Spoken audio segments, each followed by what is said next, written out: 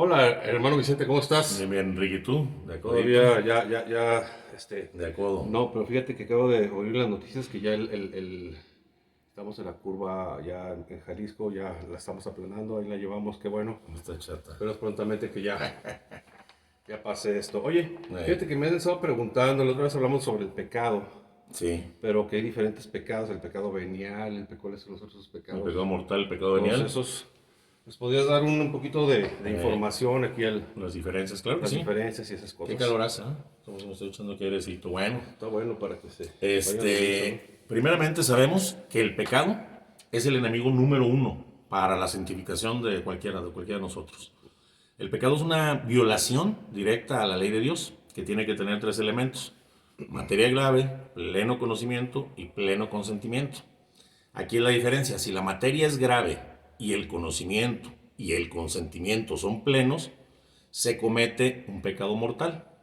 Si la materia es leve o el conocimiento o el consentimiento son imperfectos, entonces el pecado es venial. En esto consiste la diferencia. En la materia que sea leve y que no haya que no haya pleno conocimiento o pleno consentimiento, se convierte en pecado venial, ¿verdad? Que de todos modos también es una transgresión a la ley de Dios, ¿verdad? Bueno, hablemos primero sobre el pecado mortal. Hoy son miles, millones, pues digamos, sí, las personas que viven en pecado mortal habitual. No se vaya a caer de ahí la patita, bueno, No, está está bien. bien. Son muchos los que viven en pecado mortal habitual, que están llenos de preocupaciones y metidos en los negocios del mundo, bien metidos, empapados nada más en los negocios del mundo, con tremenda sed de placeres y sumidos en una ignorancia religiosa que hay ahorita actualmente, pues no piensan en el más allá, ¿verdad? Algunas personas pues sí han recibido en su niñez una poca educación cristiana y conservan pues tantita fe, ¿no? Tienen por ahí algo de fe. Y de repente pues suelen volver su mirada hacia Dios, pero solamente hasta el momento de su muerte, ¿verdad? Y en ese momento pues reciben los últimos sacramentos, a veces dudando lo reciben, pero lo reciben antes de morir. Pero hay otras personas que mueren en estos días y han muerto siempre. Hay muchas personas que mueren muy tranquilamente, viviendo en pecado mortal y mueren tranquilamente. Y el único dolor que tienen en el momento de su muerte es dejar este mundo, en el que tienen puesto todo su corazón, sus ilusiones, sus esperanzas, ¿verdad? Estas son almas tullidas, llamémoslo así, almas tullidas, como el paralítico que estaba en la piscina, que nuestro Señor le ayudó a recuperar la salud, que estaba postrado y tenía 30 años postrado en la piscina. Pues así estas almas, si no viene nuestro Señor Jesucristo a mandarles que se levanten, estas almas corren el peligro de condenarse, ¿verdad? Si la muerte los sorprende así, bueno, su suerte será terrible para toda la eternidad. El pecado mortal habitual tiene a las almas de estas personas tan negras, que no existen tinieblas más tenebrosas, ni cosa más oscura ni negra. Fíjate que si Dios les permitiera a ellos ver, o nos permitiera ver a un alma cuando peca mortalmente, qué espantosa queda y qué ennegrecida queda con la oscuridad más grande que hay, yo creo que sería muy difícil que pecáramos nosotros o que estas personas volvieran a pecar. Ahora hay algo muy importante que debemos de saber: no todos los que viven en pecado mortal habitual tienen la misma responsabilidad delante de Dios. O sea, Dios no es como un juez de aquí que juzga todo exactamente igual, ¿no? Tienen diferente responsabilidad. Podemos distinguir cuatro clases de pecados mortales y su responsabilidad delante de Dios. Por ejemplo, están los pecados de ignorancia.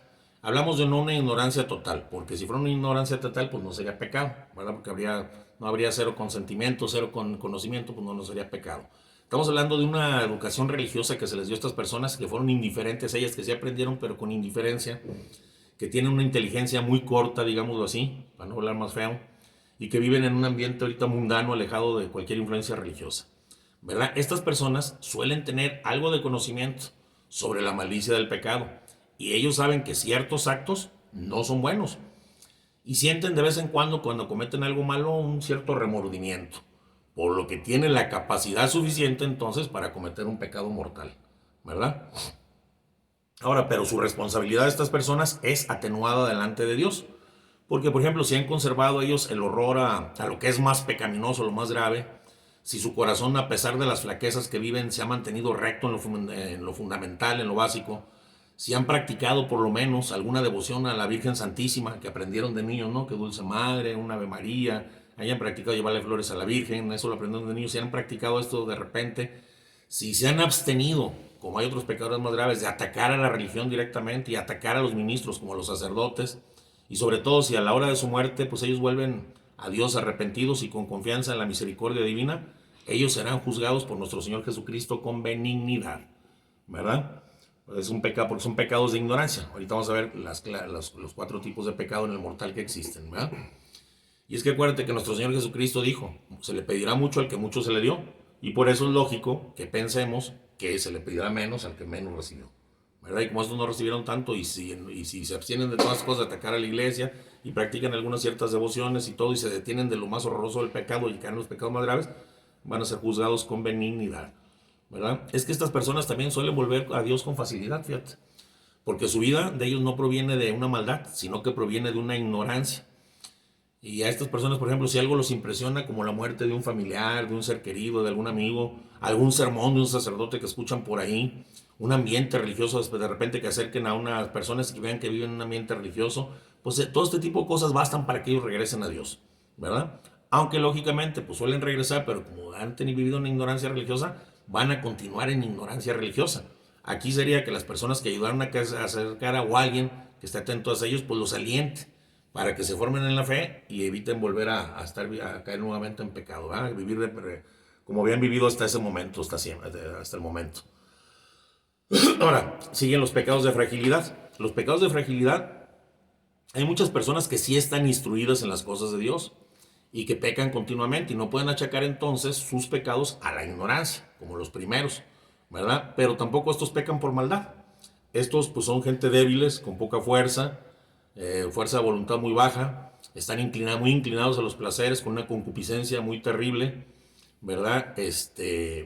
Son irreflexivos, son perezosos para las cosas de Dios y son incluso hasta cobardes, podemos llamarlos cobardes en sus propósitos.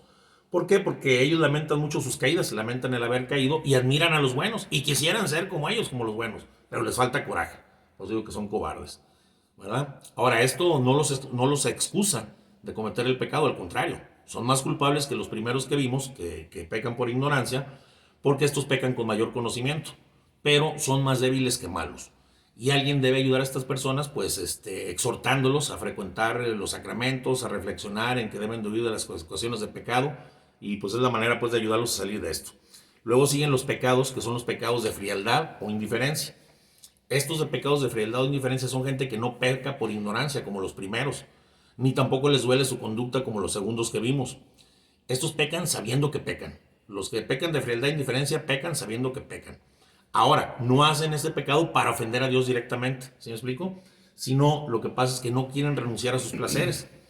Y por eso pues no les preocupa que los actos que realicen puedan llegar a ser pecado, ¿verdad? Pecan con indiferencia, pecan sin remordimiento y muchas veces callan su propia conciencia, ¿verdad? Para que no los esté fregando, para que puedan pecar a gusto. La conversión de estas personas es mucho más difícil que las otras dos que vimos. ¿Por qué? Porque la infidelidad a la gracia de Dios, la indiferencia ante la razón, la mínima moralidad que tienen y el desprecio de los consejos que les dan las personas, todo esto va endureciendo su corazón y se necesita de un milagro para volverlas a estas personas al buen camino, ¿verdad? Si mueren así estas personas en pecado mortal, pues su suerte será terrible para toda la eternidad. Aquí lo más eficaz para estas personas, y se los digo por experiencia propia, lo más eficaz para estas personas que pecan porque no pueden abandonar los placeres, no por ofender a Dios por mal, porque no quieren renunciar y callan su conciencia, se los digo por experiencia propia que me pasó a mí, ¿verdad? Qué bueno que no morí en ese momento. Entonces, aquí lo más fácil sería conseguir que estas personas fueran a un retiro espiritual con un grupo de personas pues de la misma profesión, del círculo con el que se mueven, ¿no? Del mismo círculo social. Y no es raro que estas personas acepten a ir, al menos por curiosidad, pues para ver qué hay ahí o para ver qué es eso, ¿no? Y ahí, en esos retiros, los espera la gracia de Dios, por lo general, que los tumba del caballo, los baja del caballo como a San Pablo, y produce grandes conversiones en personas, y comienzan estas personas una vida de piedad y fervor. Se los digo por propia experiencia, porque yo fui a un retiro espiritual en los momentos más tristes de mi vida, que está a punto de condenarme, de divorciarme, muchas cosas terribles en mi vida, una experiencia terrible para mí, para mi familia, y en uno de esos me tumbó el Señor del caballo, en esos retiros. Y yo fui por curiosidad, para ver qué era, por lo menos. Y no nomás por curiosidad, fui incluso, Dios utilizó hasta esto para que yo fuera. Un primo me dijo, si vas a ese retiro, yo te lo pago y te vas a divertir, son 3 días. Y es aquí fuera y bien a gusto. Y si sales y no sientes nada, te regalo 10,000 pesos. Eso fue hace más de 20 años, o por ahí, o 20 Estamos años. hablando de unos 50,000. De unos 50,000, yo dije, bueno, voy a ir a ver qué onda, voy con amigos que se juntan conmigo, nos pagó el retiro a todos, me voy a divertir y de repente salgo y si no me gustó, le digo, no me gustó, me da 50,000 pesos por un decir, pues yo fui, pero el Señor me tumbó del caballo. Entonces, por eso digo que estos retiros son muy buenos para estas personas. Ahora, la persona que haya invitado a una persona a este retiro espiritual, ya ha sido un sacerdote, algún instrumento para su conversión, debe velar sobre el convertido, estarle llamando, estar al pendiente, para asegurar de que aquella condición sea permanente. A mí me estuvieron vigilando, me estuvieron hablando, me estuvieron llevando.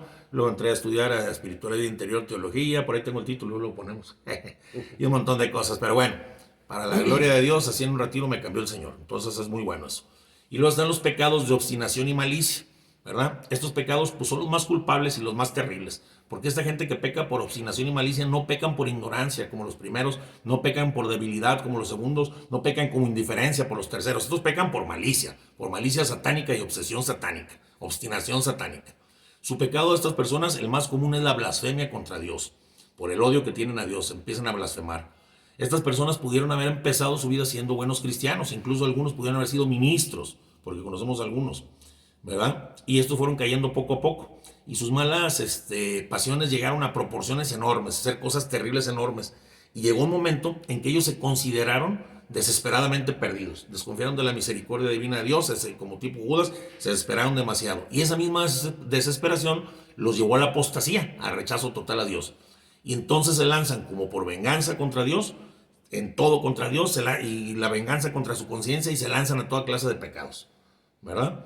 Estas personas atacan la religión, atacan a los sacerdotes, a los ministros, religión que les digo que pudieron haber practicado, combaten a la iglesia, odian a las personas buenas, de todo corazón las odian. A veces incluso ingresan a sectas anticatólicas y propagando todas sus herejías y doctrinas. Y desesperados por su conciencia que todavía les sigue gritando aun cuando están mal y sigue chillando por la conciencia, se hunden más y más y más cada vez en el pecado, ¿verdad? Este es el caso como algunas personas, por ejemplo, como lo vimos en otro video, como Voltaire, como Juliano el Apóstata, como Lutero, ¿verdad? Y hay otros menos conocidos, pero no menos culpables. Son muchos, miles, que han pasado su vida pecando y pecan contra la verdad, porque la verdad la llaman falsa y la verdad es una sola. Dijo el Señor, yo soy el camino, la verdad y la vida. Niegan la escritura y pecan con obstinación satánica, con odio a Dios, con odio a los santos. Son estas personas, como el Voltaire o el Juliano el Apóstata, son al final de cuentas, hagan de cuenta si se pudiera una encarnación del mismo Satanás en las personas, que no se puede, pero si fuera posible es una encarnación del mismo Satanás. Bueno, les voy a decir por qué. Por ejemplo, uno de estos llegó a decir, ¿sabes qué llegó a decir? Yo no creo que existe el infierno, pero si lo hay y voy al infierno, al menos me daré el gusto de no inclinarme nunca delante de ese Dios. Fíjate nomás qué terrible, ¿verdad? Como cuando está sufriendo ahorita, pobre cuate.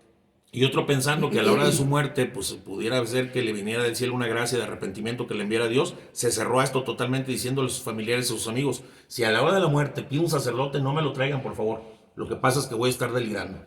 Fíjate nomás, qué terrible. Me acuerdo que dices que cuando ya estaba muriendo le dijeron, tráiganme un sacerdote. Ese es Voltaire. Que le dijeron, no, pues él vivió así sus condiciones y tiene que ser. Y aparte, pues tu obra literaria ya no va a servir, la gente ya no la va a querer. Bueno. Se quedó condenado. Sí. Digo, no sabemos, solamente ni la iglesia puede decir que nadie condenado, pero sí murió terriblemente. Y lo más probable es que se haya condenado. No podemos afirmarlo, ¿verdad? La conversión de una persona de estas exigiría un gran milagro. Un milagro más grande que la resurrección en el orden natural. Porque resucitar al muerto en el orden natural es una cosa. Resucitar un alma muerta al orden sobrenatural requiere un milagro más grande aún, ¿verdad? A estas personas es inútil persuadirlas. Todo se les resbala, todo. Y todo lo que les diga produce un efecto contrario. Mientras más les dices, más hacen las cosas. Si alguien quiere, una de estas personas, si quiere colaborar para su conversión, no hay otro camino que la oración, el ayuno, el sacrificio, las lágrimas, recurrir a la intercesión de nuestra Virgen, de nuestra Madre Santísima y de San José, porque sí se necesita realmente un milagro y solo Dios puede hacerlo. Pero a pesar de todo esto, muchas veces, a pesar de tantas súplicas y ruegos, Dios no lo va a hacer, no lo va a hacer este milagro.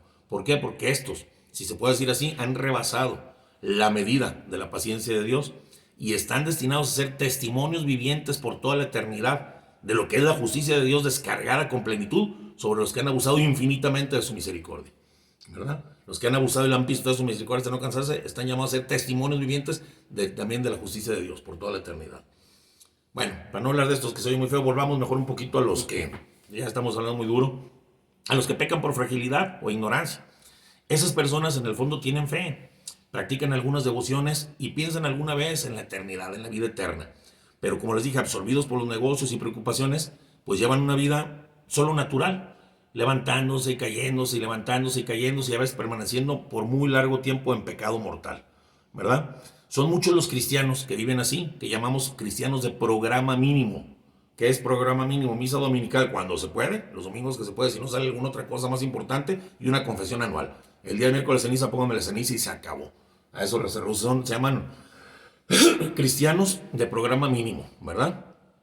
Tienen ellos poco desarrollado el sentido cristiano y viven una vida sin horizontes sobrenaturales, sin ver el más allá. Solo están pensando en las cosas de este mundo, nada más es lo que les interesa. ¿Qué se podría hacer para llevar a estas personas a una vida más cristiana, que esté en armonía con las exigencias de su bautismo y sus propios intereses de ellos eternos? Bueno, primero estas personas habría que inspirarles un gran horror al pecado, haciéndoles entender que es lo que estamos haciendo en este video, las graves y terribles consecuencias del pecado, ¿verdad? Debemos demostrarles lo terrible que es el pecado. ¿Qué tan terrible puede ser el pecado? Bueno, imagínate qué tan terrible puede ser que Dios lo castiga duramente. Y Dios es infinitamente justo. Y por ser infinitamente justo no puede castigar a nadie más de lo que merece. Pero Dios también es infinitamente misericordioso. Y castiga entonces a los culpables menos de lo que se merece. O sea, Dios que no puede castigar tan duro. Imagínense qué tan terrible es el pecado mortal. Que por un solo pecado mortal, fíjense lo que ha pasado, hasta dónde lo ha castigado Dios. Por un solo pecado mortal, los ángeles rebeldes se convirtieron en demonios para toda la eternidad. Por un solo pecado mortal, Dios arrojó del paraíso a nuestros primeros padres, Adán y Eva, y sumergió a la humanidad entera, a todos nosotros, en enfermedades, desolaciones y muertes. Y es de fe que por un solo pecado mortal, muchos estarán condenados por toda la eternidad en el infierno, las llamas del infierno, quien muera así. Eso es lo que hace un solo pecado mortal. Además, Jesucristo, el Hijo amadísimo de Dios, cuando quiso salir fiador por el hombre, tuvo que sufrir terribles tormentos en su pasión.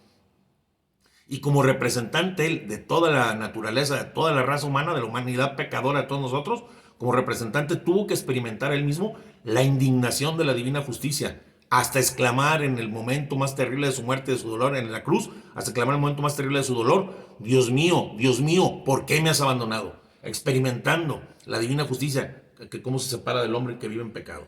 Entonces, eso es por un pecado mortal, ¿verdad? Nada más por un solo pecado mortal, que enseñarles el horror, lo que es un pecado mortal. Bueno, además el pecado mortal produce instantáneamente muchos efectos más. Primero, pérdida de la gracia santificante, pérdida de virtudes infusas, pérdida de los dones del Espíritu Santo, supresión del influjo habitual de la cabeza, que es nuestro Señor Jesucristo. Ya no circula de la cabeza de nuestro Señor hacia nosotros, como Él como la cabeza y nosotros como los sarmientos, ya no circula esa vid divina hacia nosotros. Pérdida de todos los méritos adquiridos en la vida pasada hechos con tantos esfuerzos. Imposibilidad de ganar méritos. Bueno, todas las obras que hagamos va a valer cero. Si vivimos en pecado mortal no valen nada delante de Dios, valen cero. Una terrible mancha en el alma, como dice al principio, que deja el alma más oscura que la oscuridad más negra, más espantosa y más apestosa que se puede imaginar uno. Si Dios nos permitiera un alma, nos asustaríamos del terrible olor y la terrible oscuridad de esa alma. Además, otro efecto es que nos volvemos esclavos de Satanás. Se vuelve el hombre esclavo de aquel que lo ha vencido. Y entonces aumentan nosotros las malas inclinaciones y aumentan también nosotros los mismos remordimientos que nos trae nuestra conciencia.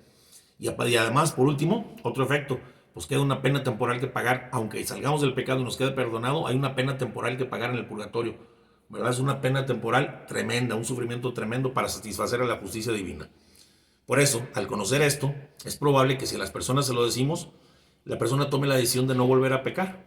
Dice, ya no vuelvo a pecar, pero no nomás basta con que tome la decisión, porque el alma que está recién convertida es muy débil todavía. A mí me pasó que el alma es muy débil todavía. Necesita fortalecerse con algunos medios que es forzoso que los haga, porque si no va a volver a lo mismo.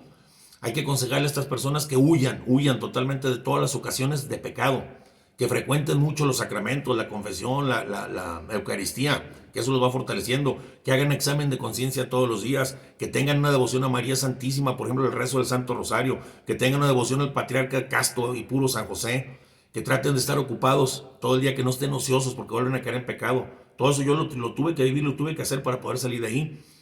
Y que le pidan diariamente a Dios la gracia para no ofenderlo, ¿verdad?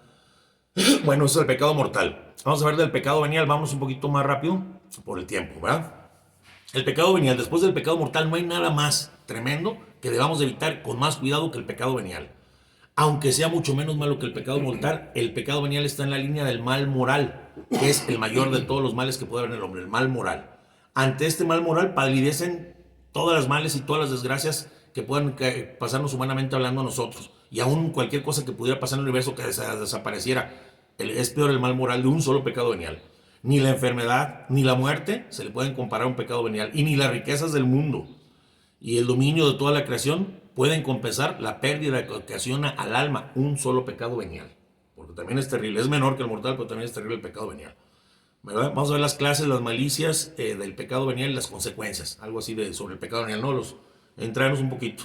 ¿Verdad? La naturaleza, por ejemplo, del pecado venial, a diferencia del pecado mortal, se trata de una desviación y no de una aversión total hacia Dios, hacia el fin último que es Dios. Es una enfermedad, digamos, el pecado venial es una enfermedad y no es la muerte aún todavía, porque el pecado mortal es la muerte y el pecado venial hace cuenta que es la enfermedad antes de la muerte. El que peca mortalmente es como aquel que quiere llegar a su destino. Yo me quiero ir a Querétaro y me volteo de espaldas y volteo a ver hacia Tijuana y empiezo a caminar. Es el que vive en pecado mortal. Y el que vive en pecado, y pues no va a llegar nunca. El que vive en pecado venial, me quiero ir a Querétaro, pero volteo a ver hacia Veracruz y voy a dar un rodeo larguísimo para poder llegar a Querétaro. Rodeas mucho para llegar a tu destino y a la santidad, ¿verdad? O sea, se hace un rodeo sin perder la orientación, pero se hace un rodeo y se pierde mucho tiempo, ¿verdad? Ahora, ¿por qué son pecados? Se llaman pecados veniales y no pecados mortales. Bueno, por varias cosas. Uno, es una leve desviación. Como una pequeña mentira, por ejemplo, es leve, es una materia leve y es un pecado venial. Por eso decimos que la materia es leve. También por la pequeñez de la materia. Por ejemplo, hay pecados que son prohibidos, que no están permitidos. Pues, ningún pecado está permitido, ¿verdad? Están prohibidos. Pero por la pequeñez de la materia no son más que Los grados, ¿no? más que un ligero desorden. Por ejemplo, como el robarte una pequeña moneda, el robarte un billete de 20 pesos, de 10 pesos, está prohibido. Pero por la pequeñez de la materia resulta siendo un pecado venial, no un pecado mortal, ¿verdad? También por la imperfección del acto, como vimos al principio, porque le falta pleno conocimiento o pleno consentimiento o la materia es leve. Entonces por eso se diferencian de los pecados mortales. Ahora una cosa muy importante, la multiplicación de los pecados veniales jamás van a sumar un pecado mortal. Pueden haber 1,000,000 de pecados mortales y no van a sumar un solo pecado mortal, no van a cambiar de especie, no se van a volver pecados mortales, pero un solo pecado venial sí se puede volver pecado mortal por varios motivos que vamos a ver. Primero, por la conciencia dudosa. Si me explico de la gravedad, yo no sé si es pecado mortal o no y lo cometo. Ya estoy cayendo en pecado mortal aunque fuera venial. Por la conciencia dudosa. Si me explico, porque nuestro corazón está dispuesto, no sabe si es mortal o no, pero lo comete. Entonces por la conciencia dudosa. Por el peligro que nos lleva para caer en un pecado mortal, el mismo pecado venial. Por ejemplo, por el que se deja llevar de la ira, sabiendo que esta ira lo va a llevar a matar a alguien o a acabar mal con su familia, entonces ya puede ser un pecado mortal porque sabes que es la pata de la que coges y tú mismo te agarras de ahí, aunque sea pecado venial, puede convertirse en un pecado mortal, ¿verdad? Por el escándalo, por ejemplo, un sacerdote, o yo, o alguna gente que se supone que somos de la iglesia y nos ven metidos en un burdel de plan de mesa, el que más aplauda, y a lo mejor se metió por pura curiosidad, para ver, pero por el escándalo que provoca se convierte en un pecado mortal, aunque no tenga la intención de pecar mortalmente. Otra también por el desprecio de una ley que obliga levemente. Pues esto obliga levemente, no me importa, es poquito el pecado. Ahí caes en pecado mortal, porque estás despreciando una ley de Dios. Y también por acumulación de materia. Por ejemplo, el que comete varios robos, como dijo, en varios billetes de 20 pesos va a comprar robándolo hasta que hace, no sé, 100,000 pesos, llega una materia grave donde ya es un pecado mortal y ya se convierte el último en pecado mortal. O si desde el principio él tenía la intención de robarse 20 pesos diarios, hasta llegar desde el primer robo ya, porque él ya tenía la idea de llegar a una cantidad grande. ¿Sí me explico? Entonces, un pecado venial se puede convertir en un pecado mortal. Veamos la malicia del pecado venial. Hay un abismo, lo vimos, tremendo entre el pecado mortal y el pecado venial. Pero aún así, el pecado venial es una ofensa contra Dios, porque es una desobediencia, una transgresión a sus leyes, y es una ingratitud de nuestra parte a aquel que todo nos ha dado. Por eso, Señor, pueblo mío, ¿qué te he hecho? ¿En qué te he ofendido? Respóndeme. ¿Sí me explico? ¿Por qué lo vamos a ofender? Se nos pone de un lado la voluntad de Dios. Aquí está la voluntad de Dios y la gloria de Dios. Y de otro lado, se nos ponen nuestros gustos y nuestros caprichos. Y preferimos por los gustos y los caprichos. No los preferiríamos si supiéramos que esto nos apartaría totalmente de Dios. ¿Sí? No los preferiríamos. Y en eso se distingue el pecado venial del mortal. En el mortal no te importa apartarte totalmente de Dios. El venial lo haces, es un pecado, es una ofensa grave. Pero si supieras que te apartaba para siempre de Dios, no lo cometerías, ¿verdad? Pero aún la falta de respeto en el pecado venial es muy, muy grave porque es a Dios a quien se le está ofendiendo, ¿verdad? Decía Santa Teresa, es como decir, Señor, aunque te pese, yo haré esto o aquello otro. Ya veo que tú lo ves y ya sé que tú no lo quieres y lo entiendo, pero más prefiero seguir mi antojo. Prefiero seguir mi antojo que tu propia voluntad. Y en esto dice la gente que hay poco. Pues a mí no me parece, por leve que sea, que hay poco. Sino, a mí no me parece por poco que se vea que hay poca culpa. Sino que a mí me parece que hay mucho, y muy mucho. Así decía Santa Teresa, sobre el pecado venial. Ahora veamos las clases de pecados veniales. Como vimos las clases de pecados mortales, también hay pecados veniales de fragilidad, cometidos sin pensar. o con poca advertencia, o sea, con poco conocimiento o poca conciencia, ¿verdad? Estos no los podemos evitar del todo, nunca. Y Dios, que conoce el barro del que estamos hecho, pues se apiada fácilmente de nosotros. Estos son los pecados que decimos, el más santo peca 7 veces al día, no son mortales, son pecados de fragilidad veniales, ¿verdad? Aquí lo único que podemos hacer es tratar de disminuir el número de pecados hasta donde sea posible y evitar desalentarnos, muy importante. Porque el desalentarnos cuando peco, ay, ¿por qué pequé yo? ¿Y por qué fue caer yo? Es amor propio. ¿Se explico? Así, pues, ¿qué de raro tiene que la enfermedad sea enferma? Pues soy un pecador. ¿Se explico? Entonces, no desalentarnos. Decía sobre esto, al respecto de esto, San Francisco de Sales. Aunque está bien, cuando caes en un pecado venial y te desesperas. Perdón, voy a tomar tantito, güey. Adelante, adelante. Cuando caes en un pecado venial y te esperas, decía Francisco de Sales, aunque está bien sentir disgusto y pesar de haber cometido algunas faltas, no ha de ser un disgusto agrio, enfadoso, picante y colérico. Y es que es un gran defecto, decía él, el de aquellos que viéndose con ira, enojados, se impacientan de su impaciencia. Se enojan porque están enojados, va creciendo la impaciencia. Y se enfadan de su enfado. ¿Sí me explico? Y créanme, dice que como un hijo, así decía, le hace más caso a los consejos dulces de su padre que a las iras y a los enfados de su papá. Pues así también, si reprendemos a nuestro corazón con suaves y pacíficas indicaciones, usando con nuestro corazón más compasión que enojo y animándolo a la enmienda, conseguiremos que tenga un arrepentimiento más profundo que el que pudiera tener con resentimiento, con ira y con turbación. Por eso, dice San Francisco Sales, cuando caiga tu corazón, levántalo suavemente. Humíllate en la presencia de Dios, tranquilamente, con el conocimiento de tu miseria, de tu nada, sin admirarte de tu caída, para que no haya amor propio de por medio. Y él es el que dice, pues, ¿qué de extraño tiene que la enfermedad sea enferma, que la flaqueza sea flaca, que la miseria sea miserable? Pues no tiene nada raro. Entonces no te asustes de que cae. ¿Por qué yo? Pues porque así somos. Pero sin embargo, tienes que detestar, dice, de corazón la ofensa que has hecho a Dios, y lleno de confianza a su misericordia, regresa a las virtudes que has abandonado por este pecado, ¿verdad? Si lo hacemos así, si reaccionamos con arrepentimiento profundo, pero lleno de mansedumbre, con nuestro propio corazón de humildad y confianza en la misericordia de Dios, este pecado apenas dejará alguna pequeña huella en el alma y no será ningún obstáculo para el camino de nuestra santificación, como si sería, ay, ¿por qué lo hice yo? Porque sería amor propio. Rápidamente, los pecados fríamente calculados veniales. Hay pecados fríamente calculados veniales. Ahí se ofende a Dios con pleno conocimiento y consentimiento. Esto sí es un grave obstáculo para la santidad, pues esos pecados cometidos con tanta frialdad e indiferencia contristan al Espíritu Santo, lo dice la Sagrada Escritura, y paralizan su actuación para santificar nuestras propias almas. Entonces, cuando se peca también en lo venial, sí, se para el Espíritu Santo y la acción de él en nosotros. ¿Cuáles son los efectos del pecado venial deliberado? O sea, a propósito hecho. Bueno, nos priva de muchas gracias actuales que el Espíritu Santo tenía unidas o vinculadas a nuestra fidelidad. Si éramos fieles nos las iba a dar. Y esto nos permitiría que no cayéramos en tentaciones, que hubiéramos evitado tentaciones y que sí caemos porque esa gracia no nos la da por nuestra falta de fidelidad al Espíritu Santo. Y como esta consecuencia, pues no avanzamos en la vida espiritual. Y esto, al final de cuentas, nos trae un problema porque nos trae una disminución en el grado de gloria que íbamos a alcanzar, que hubiéramos podido alcanzar. Y en la eternidad íbamos a poder llegar más alto. Y si llegamos a la eternidad, vamos a ver que esto que el Espíritu Santo nos iba a dar, estas gracias que desperdiciamos, estas gracias actuales de las que nos privamos por el pecado venial, deliberado o por maldad, vamos a ver allá en la eternidad que se trataba de un tesoro más grande que todo el universo completo. Y que lo perdimos por el antojo y el capricho de cometer un pecado venial, ¿verdad? Otro efecto del pecado venial: disminuye el fervor y la caridad y la generosidad hacia Dios. O sea, el deseo de que ser nosotros de llegar a la perfección y a la unión con Dios. El esfuerzo a la santidad, si me explico, disminuye porque es incompatible con el pecado voluntario. Es como una parada voluntaria en el camino. Como te llevamos caminando desde Querétaro, nos paramos ahí, nos quedamos detenidos en el camino. Y vamos a tardar mucho en avanzar y no vamos a llegar como tenemos que haber llegado, a tiempo y en forma. También aumenta las dificultades para la virtud, es otro efecto.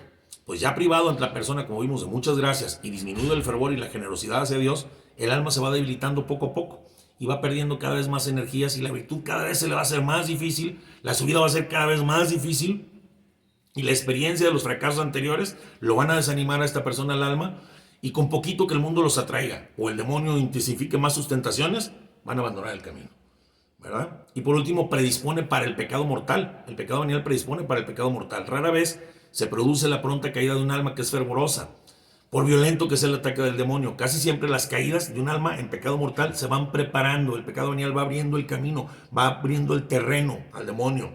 El alma va perdiendo fuerzas con sus imprudencias.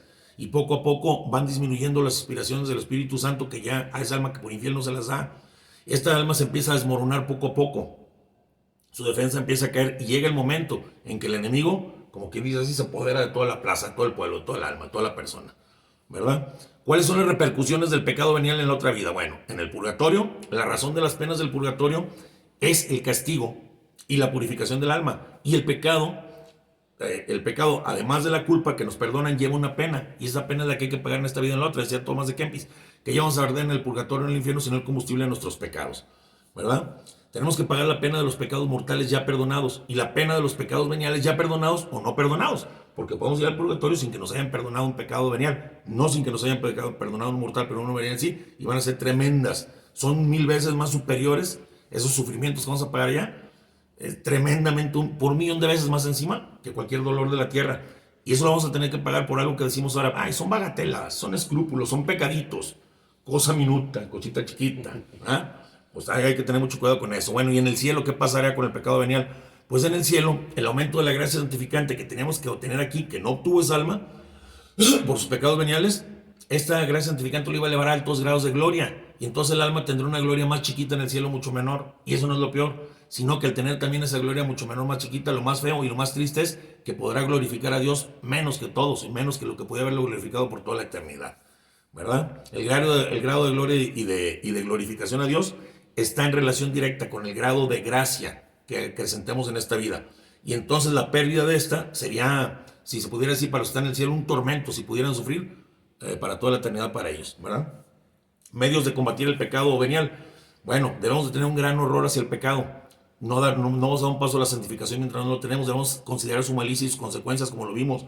Debemos luchar siempre contra el pecado venial sin abandonar. Debemos ser fieles al examen de conciencia siempre, como les dije. Debemos incrementar nuestro espíritu de sacrificio y nuestro espíritu de oración. Debemos ir a los sacramentos. Debemos guardar el recogimiento exterior, la mirada, la vista, los sentimientos, lo interior. Debemos pensar en los santos que se hubieran dejado matar antes de cometer un pecado venial deliberado. Rápidamente, para terminar, veamos rápido la imperfección. Aún la imperfección aún voluntaria es distinta al pecado venial. Un acto bueno no deja de estar en la línea del bien, aunque pudiera ser mejor, por eso una imperfección, porque no hicimos las cosas mejor. El pecado venial, en cambio, está en la línea del mal y son muy diferentes. En teoría, la distinción entre pecado venial e imperfección nos parece muy clara, pero en la práctica, la imperfección voluntaria trae consecuencias a la vida espiritual porque impide el vuelo de esta persona hacia la santidad. Decía San Juan de la Cruz, quien distinguía muy bien esto, decía, pero todos los demás apetitos voluntarios, sean de pecado mortal, que son más graves, sean de pecado venial, que son menos graves, sean de imperfecciones, que estamos hablando, que son los menores, de todo se debe vaciar el alma para llegar a la total unión con Dios. Y es que para esta unión el alma debe de estar transformada a la voluntad de Dios, de forma que no haya en ella nada contrario a la voluntad de Dios, sino que en todo y por todo su voluntad sea solamente la de Dios. Pero sin imperfecciones no es la voluntad de Dios. Porque si esta alma quiere algo que Dios no quiere, pues no está hecha la voluntad de Dios. Y para poder unirse con Dios, tiene que carecer de todo apetito, de una voluntad por mínima que ésta sea.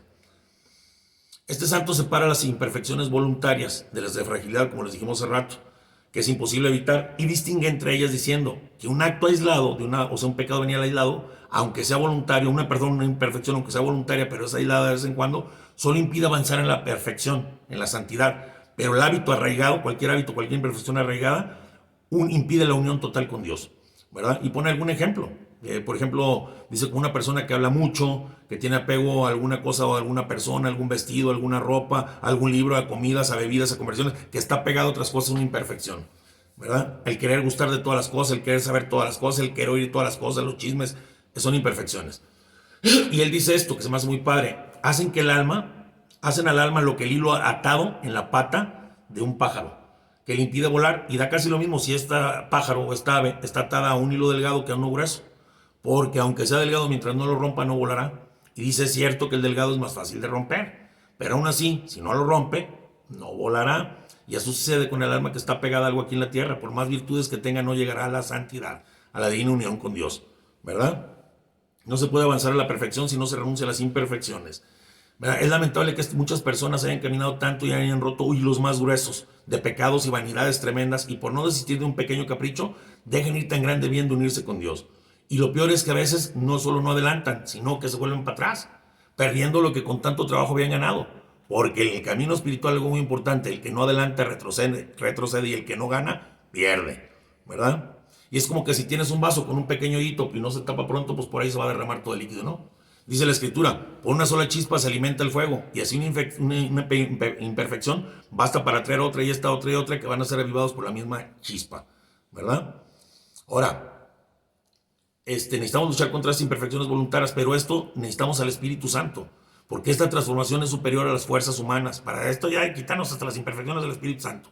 Porque el hombre, por más ascética que haga, si lo hace por él solo, no puede. Necesitamos la mística, la gracia de Dios. El hombre solo con el ejercicio de sus virtudes de modo humano no va a poder llegar jamás. Va a ser imposible alcanzar la santidad, ¿verdad? La santidad es imposible fuera de la vida mística, ¿verdad? Por eso debemos dejarnos llevar por el Espíritu Santo siempre, sin resistencia, hasta la muerte. Hasta la muerte de nosotros mismos, y hasta la muerte natural, hasta la muerte de nuestros egoísmos, hasta la muerte de nuestros gustos y nuestros caprichos y nuestros apegos. Y debemos dejar de llevarnos por el Espíritu Santo a la plena transformación en Cristo, que Él nos transforma en Cristo, ¿verdad? Hasta que podamos decir, como decía nuestro hermano San Pablo, ya no soy yo quien vivo, sino es Cristo quien vive en mí. Y de eso se trata la vida espiritual. Ya casi se acaba y alcanzamos a terminar más o menos, para que te despidas. Muy bien, mis amigos. ¿Algún comentario, Enrique? Pues está muy bien esto de los pecados, ¿no? Y las imperfecciones, todo nos impide, aparte, nos aparta de Dios. Y pues muchos tienen la idea. Pero con el Espíritu Santo podemos. Muchos tienen la idea porque pues, que tuvieron alguna mala experiencia con un padre o algo así. Y por eso ya muchos se desilusionaron y ya no quieren ir a. Porque se llena al hombre y no a Dios. Se llena al hombre y no a Dios. Pues que no quieren ir a misa porque se sienten desilusionados o algo. Pero pues no todos los padres son iguales, ¿no? Oye, ¿te acuerdas de que decía nuestro Señor? Hagan lo que ellos les dicen, no lo que ellos hacen. ¿Se me explico? No tienes que una cosa, bueno, si están diciendo la verdad. Como dicen, es que son sus representantes, sí. Entonces, si ellos son sus representantes, pues ellos tienen la obligación, ¿no? Ellos pecan, sí, y de llevarte. Pero tú tienes la obligación de buscar a Dios y buscar su palabra, no buscar al hombre. Maldito el hombre que confía en el hombre. Pero ahí está la escritura, está el catecismo. Ha quedado desilusionada porque han vivido varios casos muy fuertes de que ha pasado algunos padres que han hecho cosas. Sí, así es. Y hay laicos que hemos hecho cosas, y hay doctores, y la gente que no quiere la medicina, y hay políticos. No todos son iguales. No vamos a seguir lo que haga la gente, sino lo que es. Hay que seguir la verdad. Hay que seguir el único camino. Decía ahora el Evangelio, el camino, la verdad y la vida, que es Cristo. Nada más que nada. Pues muy bien, mis amigos. Tenemos un muy buen tema para la próxima semana. Dios quiera, va a estar muy, muy padre para que no se lo pierdan. Y compártanlo, por favor. Esperemos que comenten, nadie comenta. Suscríbanse. Inviten a otros a suscribirse. Enrique Ignacio González Álvarez, su amigo Quique, como siempre. Y acá su amigo Chente. Está muy bien instruido, como les decía él, en teología.